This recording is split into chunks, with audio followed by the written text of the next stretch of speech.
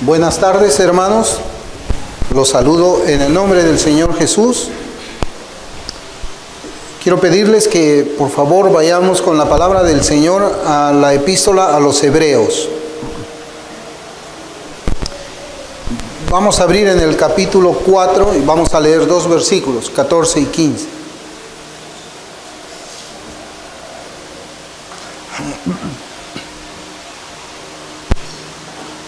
En esta tarde, con la ayuda del Señor, vamos a meditar en estos versículos de la palabra del Señor, por los cuales Cristo nos exhorta para que retengamos la fe que profesamos.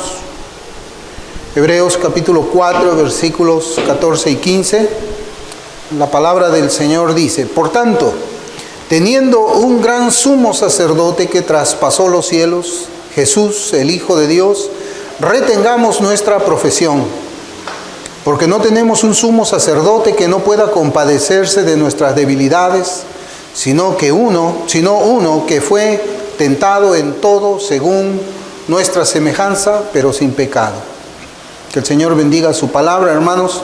La intención que tengo en mi corazón es la de complementar la enseñanza que tuvimos esta mañana en nuestra escuela dominical. Esta mañana habíamos hablado nosotros acerca de la necesidad de testificar de Cristo, y estos dos pasajes también nos señalan lo mismo, y la intención es ampliar un poco el estudio que hicimos esta mañana por medio de este sermón. Nosotros podemos notar aquí que Cristo nos exhorta para que retengamos la fe que profesamos.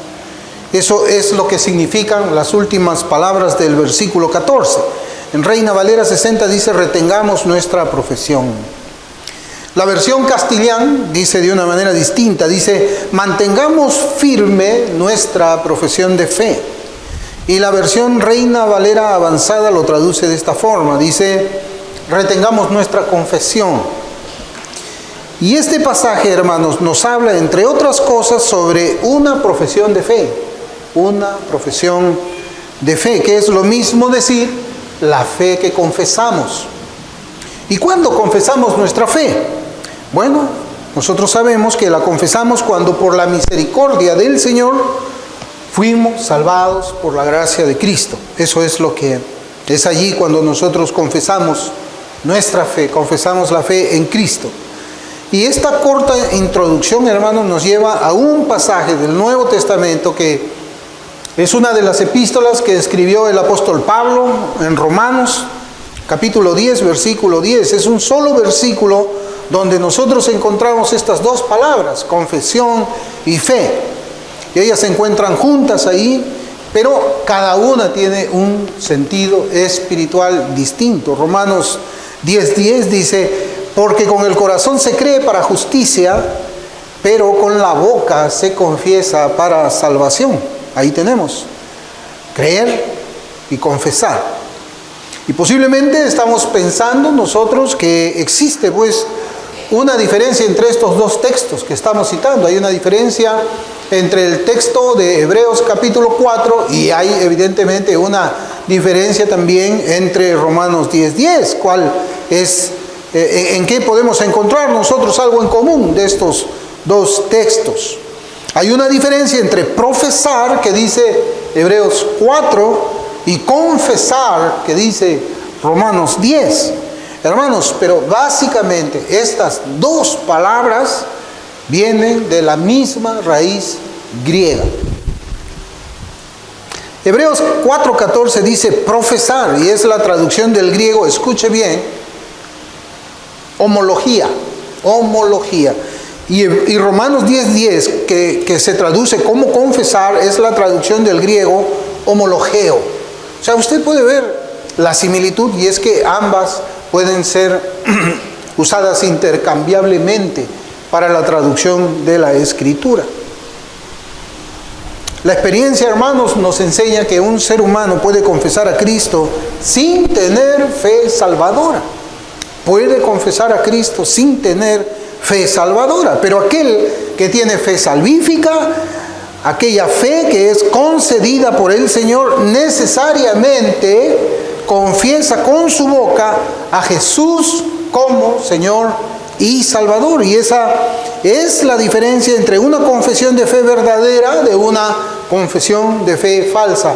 La diferencia la hace la fe. La fe llega primero al corazón del redimido, y cuando el redimido tiene fe en su corazón, él confiesa recién a Cristo como Señor y Salvador. No es a la inversa. Y de la misma forma también puede haber una confesión de fe en Cristo sin que la persona haya experimentado o haya sido el recipiente de la fe salvífica que el Señor concede.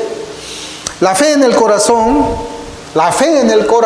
necesariamente tiene que llegar a la confesión de labios, y aunque son diferentes el uno del otro, ambos son necesarios para la salvación eterna. O sea, cuando uno es salvado, tiene que tener fe en su corazón y tiene que confesar a Cristo como Señor y Salvador. Esto es algo distinto al decisionismo, sino que uno tiene que confesar en la soledad de su salvación, cuando está solo con el Señor: Cristo, yo quiero que tú seas mi Señor y mi Salvador. Es lo que nosotros le pedimos al Señor cuando nos vemos en la miseria del pecado, cuando nos damos cuenta que la condenación eterna nos ha alcanzado, y cuando vemos que no podemos arreglar las cosas por nosotros mismos. ¿Qué es lo que decimos? Señor, sálvame. Señor, sálvame. Señor, sálvame. Señor y Salvador.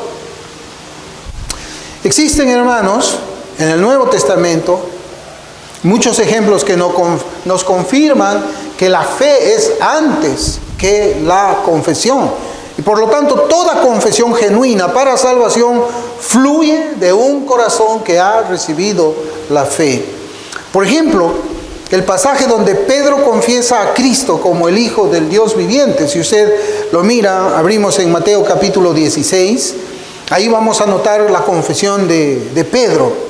En el versículo 16, más precisamente, dice la palabra del Señor: respondiendo Simón Pedro dijo: tú eres el Cristo, el Hijo del Dios viviente. ¿Qué es lo que vemos ahí? Una confesión.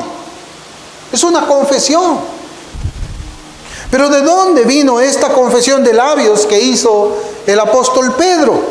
¿De dónde es que vino esta confesión? Pues el versículo siguiente registra las palabras del Señor Jesús cuando Él dice en Mateo 16, 17: entonces le respondió Jesús: bienaventurado eres Simón, hijo de Jonás, porque no te lo reveló carne ni sangre, sino mi Padre que está en los cielos. De allí es donde vino la confesión del apóstol Pedro. Y lo que el Señor Jesucristo nos enseña con sus palabras es que la respuesta de Pedro no fue producto de alguna enseñanza humana, no fue producto de una instrucción de hombre a hombre, sino que tenía su origen en la obra espiritual y poderosa que Dios había hecho en el corazón del redimido. Cuando nosotros, hermanos, predicamos el Evangelio, precisamente esperamos eso, que el Señor haga su obra. Nosotros conocemos cuáles son los límites en que se nos ha concedido a nosotros predicar el Evangelio. Sabemos que hay cosas que nosotros hacemos, pero también hay cosas que nosotros no podemos hacer. Nosotros podemos predicar el Evangelio como la Escritura nos enseña, pero la conversión corresponde al Señor. El Señor nos dice cómo y dónde y cuándo echar la red, pero la cosecha de pescados no está bajo nuestra responsabilidad. Eso es responsabilidad de Dios. Nosotros echamos la red del Evangelio y algunas veces la recogemos sin tener ningún pez en ella. Otras veces podemos echar la red del Evangelio cuando lo predicamos y el Señor nos bendice con la cosecha de un pez, la salvación de un alma. Eso es lo que yo les quiero decir. Nosotros hacemos el llamamiento externo del Evangelio. Hacemos la invitación a los pecadores para que se arrepientan y crean en el Señor Jesucristo, pero es el Espíritu Santo quien toma las palabras del predicador y las pone en el corazón abierto por él para que pueda comprender y así se convierte en el recipiente de la fe y del arrepentimiento que Cristo da. Eso no lo podemos hacer nosotros. Nosotros podemos tener mucha buena intención, de salvar a las personas, pero no podemos estar detrás de ellos. Tienes que ser salvo, tienes que ser salvo, tienes que convertirte, tienes que convertirte. No, tenemos que ser persuasivos nosotros y dejar que el Espíritu Santo haga su obra, que es poderosa. Hay otro pasaje que nos reafirma lo que venimos exponiendo hasta ahora acerca de la fe y la confesión. En Hebreos capítulo 13, versículo 15. La Escritura dice: así que ofrezcamos siempre a Dios por medio de Él, de Cristo, sacrificio de alabanza, es decir, fruto de labios que confiesan su nombre. Aquí otra vez nos encontramos con la confesión de un santo. Y este versículo también nos trae la idea de una confesión de labios como el resultado de un corazón con fe. Y esto es en el contexto salvífico que nosotros leemos. Por eso es que podemos notar en el versículo 10 de este mismo capítulo que se nos habla de un altar. Y el versículo 15 nos habla de un sacrificio. ¿Y cuál es el resultado de unir las palabras? Unir más sacrificio. El resultado es expiación. Por eso es que el contexto que nosotros estamos leyendo aquí en Hebreos 13, es un contexto de salvación, de expiación, de redención. El sacrificio en el versículo nos habla del fruto de labios que confiesan su nombre, el nombre de Cristo. John Gill comenta de esta manera. Él dice: el sacrificio de alabanza se llama así en alusión a la ofrenda de las primicias según la ley, y para distinguirlo de los sacrificios legales, y para mostrar de qué manera debemos alabar a Dios, es decir, con nuestros labios. En Oseas 14:2, al que se hace referencia aquí, es los machos cabríos de nuestros labios, sacrificio de alabanza en lugar de terneros. Oseas 14:2, que cita John Gill, dice: vuelve, oh Israel, a Jehová tu Dios, porque por tu pecado has caído. Llevad con vosotros palabras de súplica y volved a Jehová y decidle: quita toda iniquidad y acepta el bien, y te ofreceremos la ofrenda de nuestros labios. Ese es el contexto de Hebreos capítulo 13, versículo 15. Es la cita de Oseas, del profeta Oseas del Antiguo Testamento.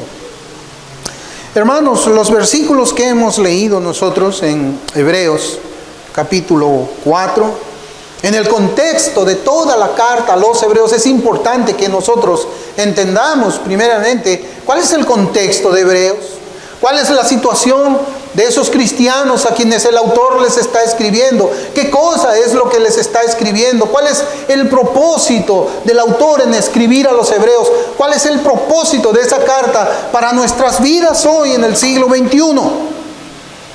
Pues vemos que ese contexto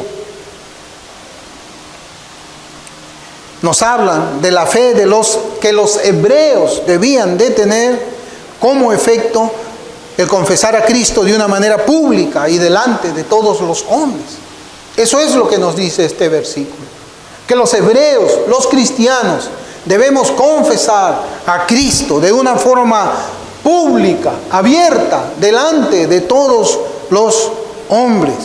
Aún en el contexto de esta carta, que es un contexto de persecución por causa de la fe en Cristo. Por eso yo les decía, esto es un complemento, hermanos, de lo que hemos estudiado en la escuela dominical. Es confesar a Cristo de una forma pública, abierta, delante de todos los hombres, con denuedo, con valor, acerca de nuestra fe. Y el contexto pues es tiempo de persecución acá también. Persecución por causa de la fe en Cristo, en Jesús, el Nazareno. Y lo que exhorta la carta viene a ser difícil ante los ojos del incrédulo. Y es difícil, hermanos, por lo que yo creo que es el instinto de supervivencia. Es decir, en ese tiempo de los hebreos, hacer una confesión pública, abierta, de fe en Cristo, ponía en peligro la vida del profesante de dicha fe. Algo que para el mundo puede resultar necio. El mundo puede decir: pero si tú confiesas a Cristo abiertamente, vas a morir. Vas a ser capturado inmediatamente por las autoridades y vas a ser puesto como comida de león, tú y tu familia. ¿No es mejor que calles el nombre del Señor? Eso es un asunto de supervivencia.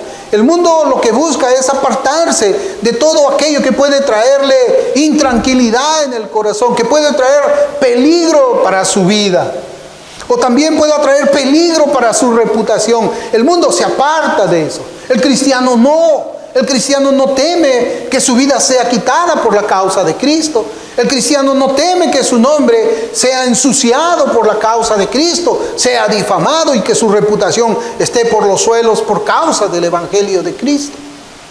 Yo creo que dar nuestros nombres es muy poco. Los hebreos dieron sus vidas por el Evangelio del Señor. Que nos insulten por causa de Cristo es poco. Ellos vieron cómo sus familias eran comidas por leones y luego los padres eran comidos al último. Ellos tenían que ver cómo sus hijos eran comidos primero y después ese matrimonio tenía que ser la próxima comida del león.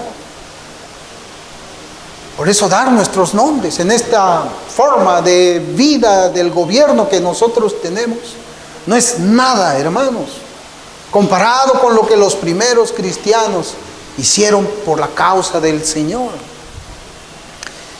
Pero nuestros tiempos no son diferentes de aquellos cristianos a quienes se dirige el autor de Hebreos.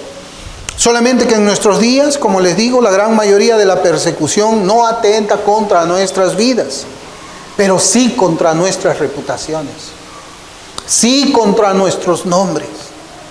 Nosotros, por un instinto, creo yo, así le llamo yo, un instinto de supervivencia, vamos a procurar que nuestros nombres no sean manchados, que estén muy limpios, brillantes ahí. Vamos a procurar que no se me considere a mí como el nerd, sino que se me considere a mí dentro del grupo de los vivos, ¿no?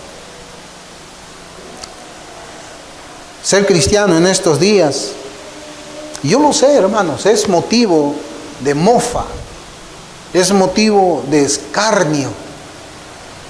A ver, salga usted y predique el Evangelio en un canal de televisión, delante de aquellos que defienden el LGBT, delante de aquellos que son feministas, de aquellos que son racistas, de aquellos que hablan.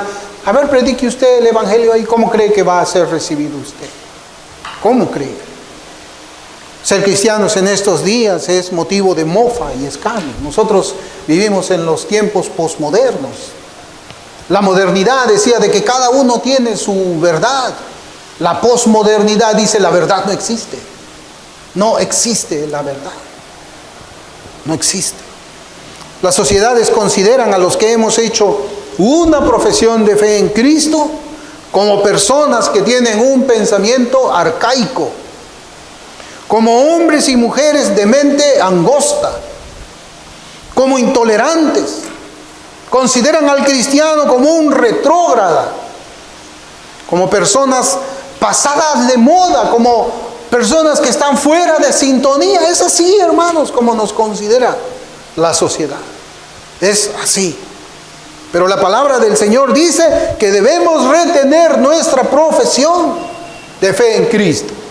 Debemos retener nuestra profesión de Cristo.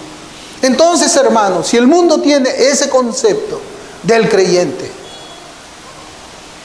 ¿cómo les testificamos a ellos sin que llegue la burla? ¿Cómo podemos testificar a ese mundo caído de este siglo XXI, de este año 2022? ¿Cómo podemos testificar a ellos sin que nos hagan bullying? ¿Cómo podemos testificar a ellos sin que nos escupan? ¿Cómo? Hermanos, si no nos atrevemos a profesar y confesar a Cristo por protección de nuestros nombres, menos hubiésemos confesado su nombre como lo hicieron los hebreos en esta carta que hemos leído. Miremos lo que dice más adelante el autor de Hebreos. Vamos a abrir ahora en el capítulo 10, vamos a leer versículos 32 y 33.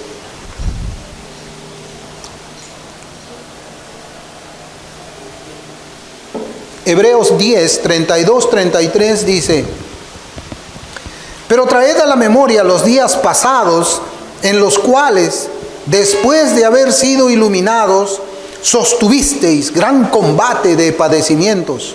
Por una parte, ciertamente con vituperios y tribulaciones fuisteis hechos espectáculos, y por otra llegasteis a ser compañeros de los que estaban en una situación semejante. De todos los que estaban en una situación semejante. La iglesia era perseguida por el gobierno romano.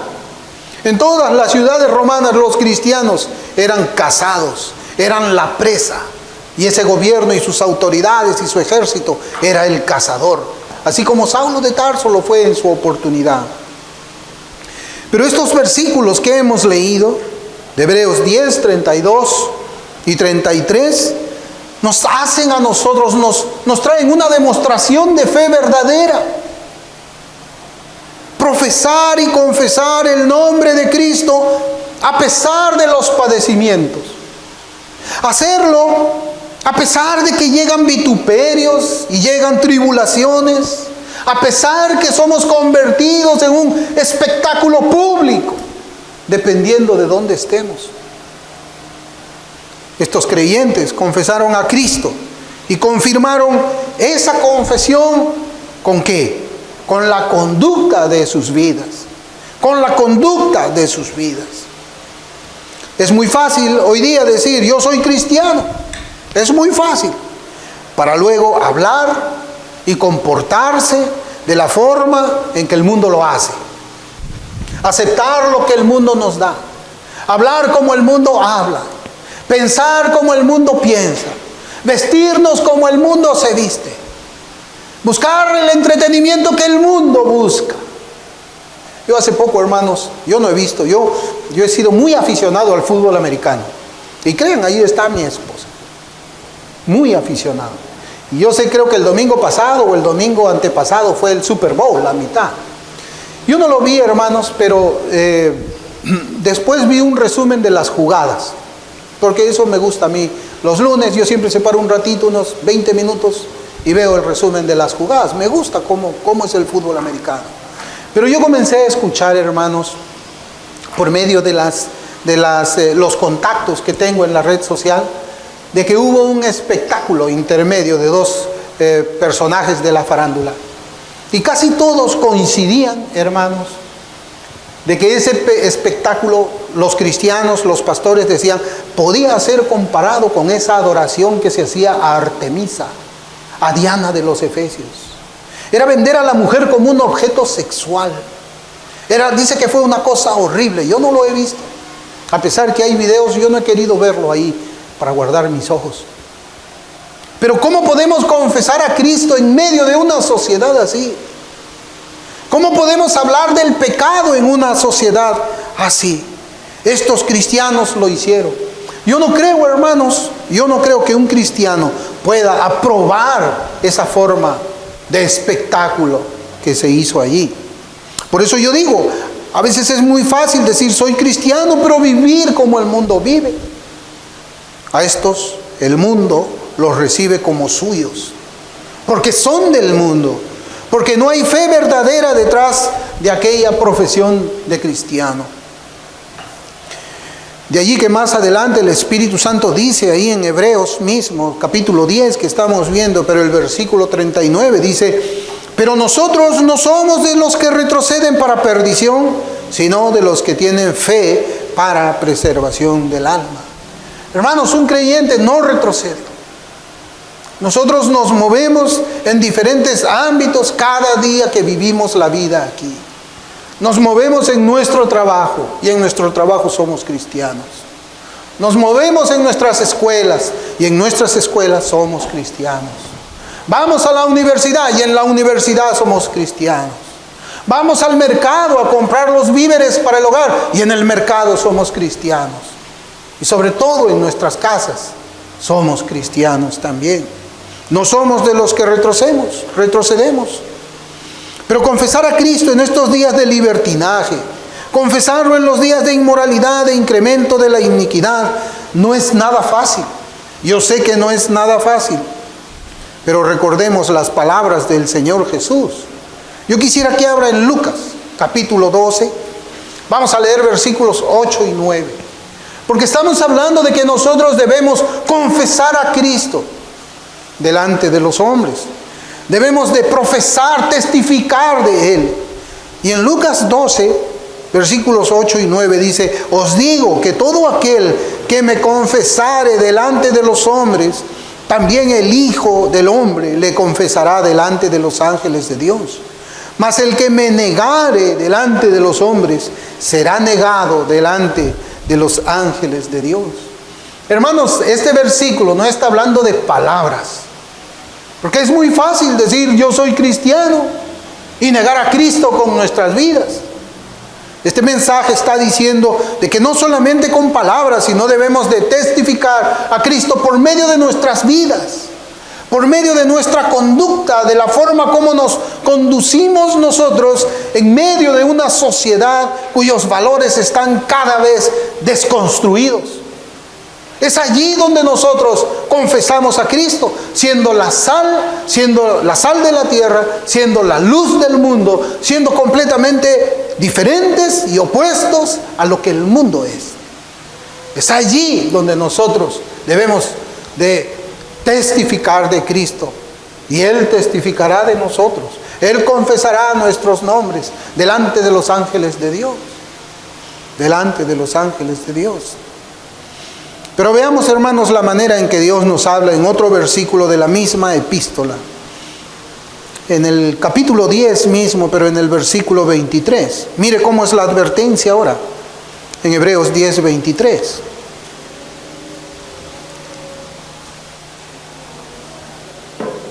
Dice la Escritura: mantengamos firme, sin fluctuar, la profesión de nuestra esperanza, porque fiel es el que prometió. Hermanos, mantengamos firme nuestra profesión, sin fluctuar.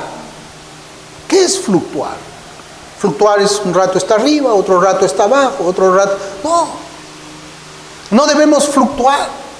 No debemos ser una persona en nuestra casa y otra persona en nuestro trabajo, en nuestra escuela, en nuestra universidad. Tenemos que ser consistentes. No debemos fluctuar en cuanto a nuestra profesión de fe en Cristo.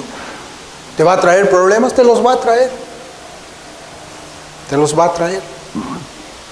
Y lo que vemos aquí, hermanos, al parecer, es que los hermanos hebreos estaban atravesando serias dificultades.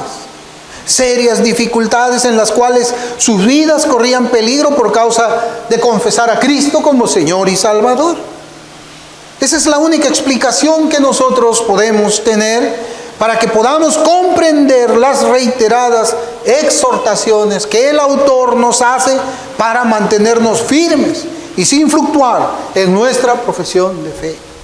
El Señor nos repite lo mismo por medio de su palabra.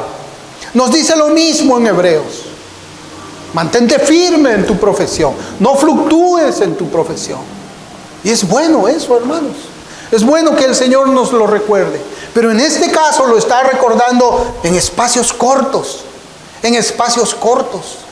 Porque la persecución era cruel, era sangrienta.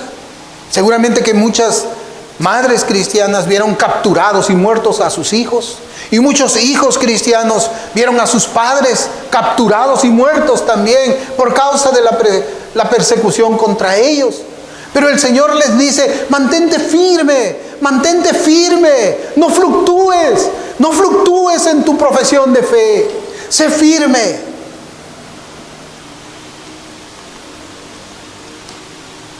Eran tiempos peligrosos, muy peligrosos. Y había peligro, hermano, tanto por los de afuera como los que estaban dentro. Desde afuera por causa de los enemigos de Cristo que persiguieron a la iglesia, los enemigos políticos, podemos llamarlos, para entregarlos a prisiones, para matarlos. Pero también habían enemigos adentro, Y los enemigos de adentro eran los que no mantuvieron su fe, su profesión de fe en el Señor Jesucristo, y apostataron de los caminos del Señor.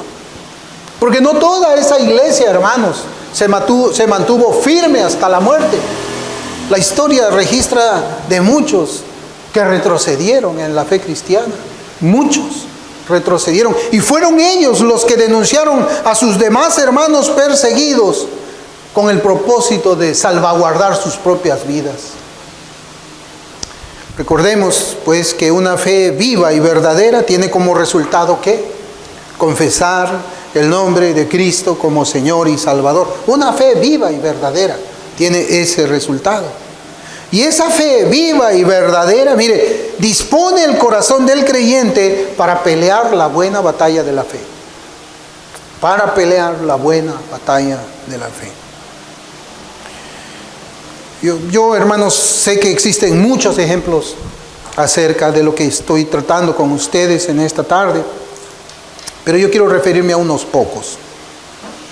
El ataque a nuestra fe no solamente debe ser contado en lo físico. Por ejemplo, Satanás, cuando atacó a Job, lo atacó en lo físico, ¿no? Él llenó su cuerpo de una sarna en lo físico, no tocó el alma. Y su fe se mantuvo intacta en Job. Sino que el ataque de Satanás también es, hermanos, en lo espiritual. Y aquí tenemos que prestar atención, porque la Escritura dice que Satanás procurará lanzarnos sus dardos de fuego. ¿Para qué? Para atacar nuestra fe. Para atacar nuestra fe. Satanás nos hará dudar de la deidad de Cristo. Si alguna vez usted ha pensado, ¿y será que Jesucristo realmente es Dios? Es Satanás atacando su fe. O quizás también él sembrará dudas acerca de la veracidad del cristianismo. Satanás le va a atacar y le dirá, ¿será que el cristianismo es verdadero? Porque yo veo otras religiones, tal vez el islamismo es el verdadero y yo estoy en el camino errado. También él va a atacar nuestras esperanzas de la vida eterna después de la muerte. Satanás puede ser que en algún momento te haga pensar, ¿verdaderamente existe el cielo? ¿Habrá creado Dios el infierno? Esos son ataques del diablo a tu fe. Y yo creo que todos los hemos experimentado, incluyendo yo, en mis años más joven de la fe cristiana. Satanás nos hará creer que Dios existe, pero que nosotros no le importamos para nada. Sí. A veces un creyente, mire cómo es el ataque espiritual, puede decir, wow, yo veo que el Señor le da bendición acá, le da bendición allá, da bendición más allá, pero a mí nada. ¿Será que soy salvo? ¿Será que soy hijo de Dios? ¿Qué hago yo en el camino cristiano? ¿Sufriendo? No le importo a Dios. Y el diablo también puede usar las circunstancias de nuestra vida, las cuales Dios usa para probar la fe. Y aquí voy a referirme a otro tema.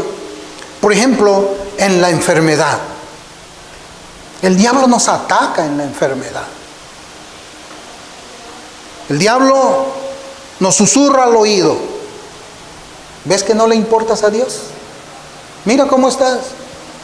Estás enfermo, no tienes sanidad. La Biblia dice que Dios tiene el poder para sanar a las personas, pero a ti no te sana porque tú no le importas. No sé si alguna vez ha pensado usted de esa manera. Eso es un ataque del diablo a su fe. Y usa las circunstancias que Dios pone delante de nosotros para que nuestra fe sea probada, pero el diablo la usa para que nosotros reneguemos de Dios. Por eso nuestra mejor arma para resistir el ataque a nuestra fe, ¿qué cosa es? Cuando el diablo ataca a nuestra fe, ¿cuál es nuestra mejor arma? La palabra de Dios. la Biblia. Así como Cristo recurrió a las Escrituras cuando era tentado por el diablo en el desierto, que fue la lectura que hicimos hoy día en Lucas 4, nosotros también debemos aprender a aferrarnos a la palabra de Dios. Por eso, con relación a estas tentaciones durante la enfermedad, mire cómo dice la palabra de Dios. Abra usted en Juan 11:3. Si es que usted está enfermo, va a leerlo. Si es que usted está enfermo y el diablo le ha dicho que usted no le importa a Dios, lea lo que dice la Escritura. Juan 11:3. Dice la palabra de Dios: enviaron pues las hermanas, aquí está hablando de Lázaro, enviaron pues las hermanas para decir a Jesús, mire cómo dice, Señor, he aquí el que amas, ¿está qué? Enfermo. La enfermedad no significa que tú no le importas a Dios. Dios te ama a pesar que tú estás enfermo. Dios te va a amar hasta el final, hasta que te lleve hasta su gloria. Pero la enfermedad es una prueba para nuestra fe. No que Dios no nos ama, sino que una vez que nosotros pasamos esa prueba de la fe, vamos a salir fortalecidos, creyendo más en el Señor. Por eso es que debemos mantener firme nuestra profesión de fe. Y cuando el diablo nos ataca, sea exteriormente o sea interiormente, tenemos la palabra del Señor como nuestra defensa ante esos ataques. Por eso es que el Señor nos dice en Hebreos 10:23, mantengámonos firmes, sin fluctuar, la profesión de nuestra esperanza, porque fiel es el que prometió. Pero también hay ataques externos que vienen de aquellos que conforman nuestro entorno. Por ejemplo, hay ataques en nuestro lugar de trabajo, hay burlas. Hay ataques a nosotros en nuestro centro de estudios. En algunos casos podemos ver que hay ataques aún de nuestras propias familias. Nos sentimos atemorizados de las reacciones de ellos frente a nuestro cristianismo, a nuestra vida cristiana, y cedemos para no confesar a Cristo ni nuestra profesión de fe. Cedemos a ese temor de descubrirnos como cristianos, de actuar como cristianos, de hablar como cristianos, de testificar como cristianos. ¿Lo hacemos por vergüenza? ¿Por qué callamos a Cristo? ¿Lo hacemos por vergüenza? ¿Lo hacemos para evitar que se burlen de nosotros? Bueno, siempre habrá a nuestro alrededor personas que desprecien el nombre de Cristo y desprecien y odien la fe cristiana. La Biblia nos habla de un apóstol que pasó por esa experiencia de negar al Señor. Porque cuando nosotros no testificamos de Cristo, le estamos negando. Lo negamos. Y es posible que hemos pasado también por esa experiencia en nuestros colegios, en nuestros lugares de trabajo, en la universidad, en el mercado, donde hayamos estado. Él se mostró valiente antes de enfrentar la persecución en su propia vida, pero terminó negando al Señor de la gloria. Claro, es muy fácil decir, no, yo quiero ir a la guerra, no, yo agarro mi fusil, agarro todo, pero cuando estás delante del enemigo y sientes las balas zumbándote en los oídos, a ver si es que tu valor es verdadero. Eso es lo que pasó con Pedro. En Lucas, si abrimos Lucas capítulo 22, vamos a leer versículos del 31 al 34. La palabra dice, un pasaje que conocemos, dijo también el Señor, Simón, Simón, he aquí, Satanás os ha pedido para zarandearos como a trigo, pero yo he rogado por ti, que tu fe no falte, y tú, una vez vuelto, confirma a tus hermanos. Él le dijo, Señor, dispuesto estoy a ir contigo, no solo a la cárcel, sino también a la muerte. Y él le dijo, Pedro, te digo que el gallo no cantará hoy antes que tú niegues 3 veces que me conoces. Hermanos, ya sabemos el resto de la historia. Pedro lo negó. Pedro lloró amargamente por haber negado al Señor. Pero después él volvió y confirmó a sus hermanos hasta que murió valientemente por la fe que él profesó. ¿Y por qué es que Él volvió? Hermanos, aquí en este versículo está la razón. Porque el Señor dice, pero yo he rogado por ti. El Señor Jesucristo dijo, sí, Pedro, tú me vas a negar, pero tú eres cristiano. Y yo voy a orar por ti, Pedro, para que tu fe no falte. Para que tu fe no falte. Y tú, una vez vuelto, cuando regreses después de correrte de miedo por negarme a mí, una vez vuelto, tú confirma a tus hermanos. Hermanos, ningún apóstol había huido como Pedro lo hizo. O ninguno lo había negado como Pedro lo hizo. Pero el Señor tuvo misericordia. El Señor ya había escogido a Pedro como el principal entre los apóstoles. Y le dijo, y tú vas a confirmar a tus hermanos. Y note usted, hermanos, cómo es la humildad de los otros apóstoles. Que cuando Pedro los estaba dirigiendo, ninguno dijo, yo no me someto a Pedro porque Pedro negó al Señor. No, ellos dijeron, bueno, el Señor ha escogido a Pedro con todas sus deficiencias en su carácter, pero el Señor lo ha escogido, debo someterme a la autoridad de Él.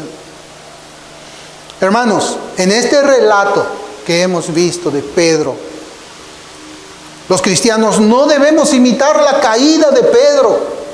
Los cristianos no debemos imitar la negación de Pedro al Señor. No podemos decir, bueno, Pedro negó al Señor, ¿yo por qué no puedo hacerlo? Hermano, esa es la forma de pensar de un incrédulo. El incrédulo siempre está buscando los pecados de los santos, del Antiguo Testamento, del Nuevo Testamento, para justificar sus propias tendencias pecaminosas.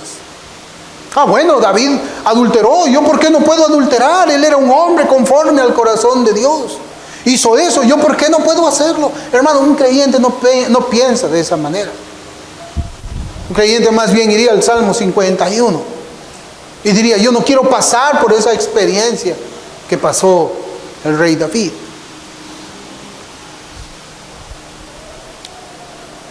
No debemos imitar la caída de Pedro, pero lo que sí debemos imitar es su crecimiento en la fe del Señor.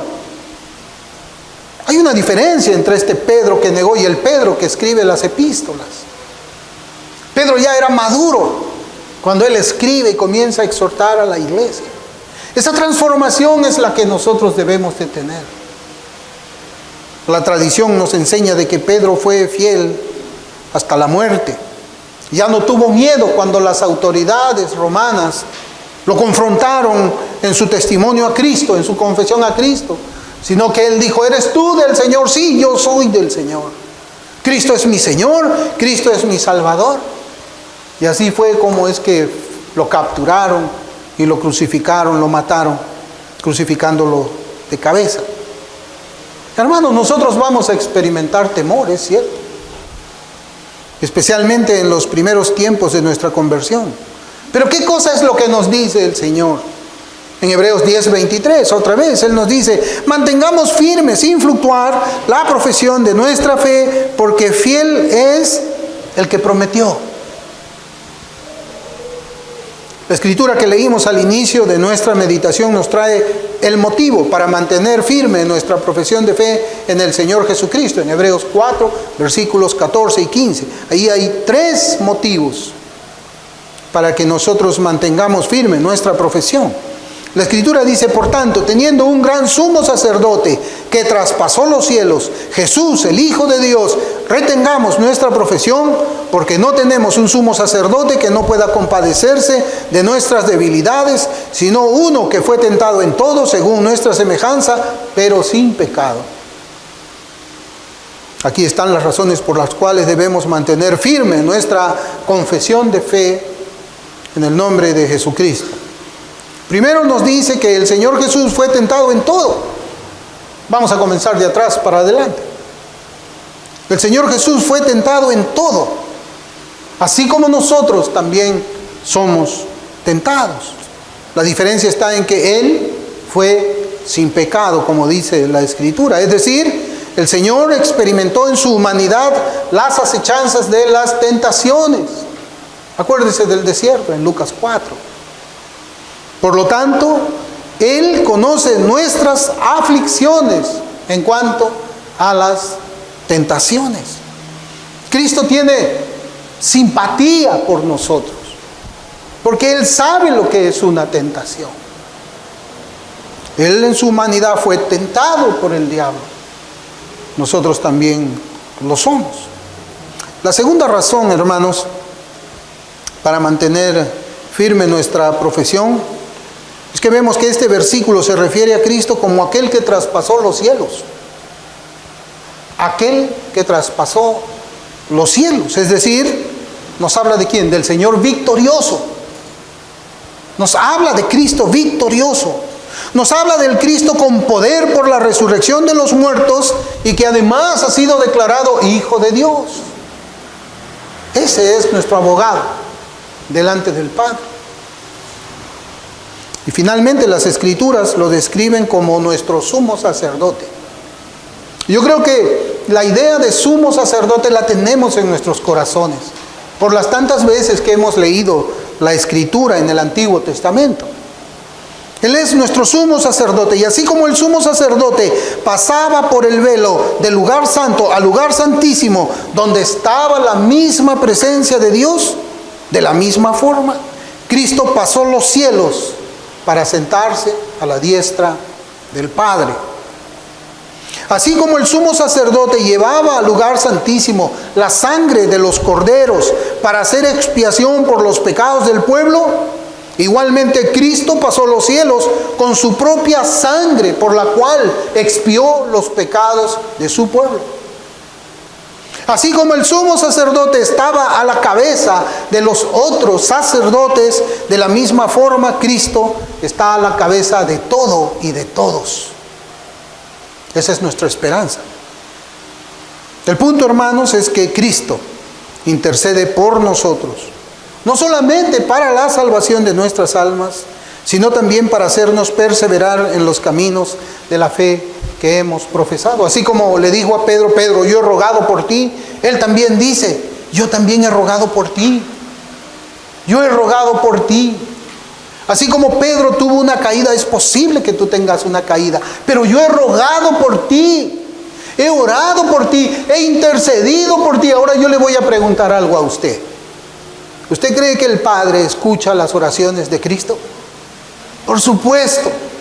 Entonces, esa oración que Cristo hace por nosotros, como nuestro sumo sacerdote, sentado a la diestra del Padre, es una oración efectiva. Entonces, si usted es de Cristo, usted puede caer, es cierto, como Pedro, pero usted va a volver y usted va a testificar de Cristo. Usted va a llorar amargamente por haberle fallado al Señor, pero en su corazón usted se va a proponer no fallarle más y va a hablar de Cristo, va a testificar a Cristo, aún en medio de una oposición como en la que vivimos en nuestros días, aún cuando su vida esté en peligro. Cristo, como sumo sacerdote, es más poderoso que todos nuestros enemigos. Cristo, como sumo sacerdote, es el más fuerte. Es más fuerte que todos nuestros temores, que todas nuestras dudas. Por eso hay un pasaje que también quisiera que leamos, hermanos, en Romanos, capítulo 8.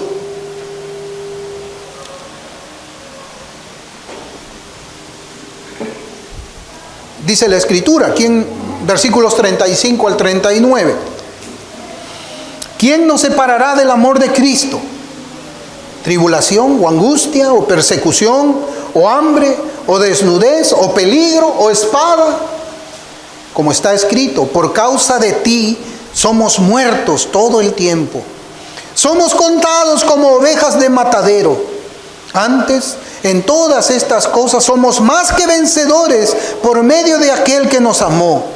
Por lo cual estoy seguro que ni la muerte, ni la vida, ni ángeles, ni principados, ni potestades, ni lo presente, ni lo porvenir, ni lo alto, ni lo profundo, ni ninguna otra cosa creada nos podrá separar del amor de Dios que es en Cristo Jesús, Señor nuestro. Pidámosle al Señor que aumente nuestra fe, que nos dé más fortaleza. ¿Para qué? Para ser testigos de Él, para ser testigos suyos, en medio de una sociedad que se encuentra sumergida en el pecado y la iniquidad, y que odia a Cristo y a todos los cristianos. Para terminar, yo quisiera volver a leer el pasaje de Hebreos 10:39, que dice: pero nosotros no somos de los que retroceden. Los cristianos no somos de los que retrocedemos para perdición, sino de los que tienen fe para preservación del alma. Vamos a orar, hermanos.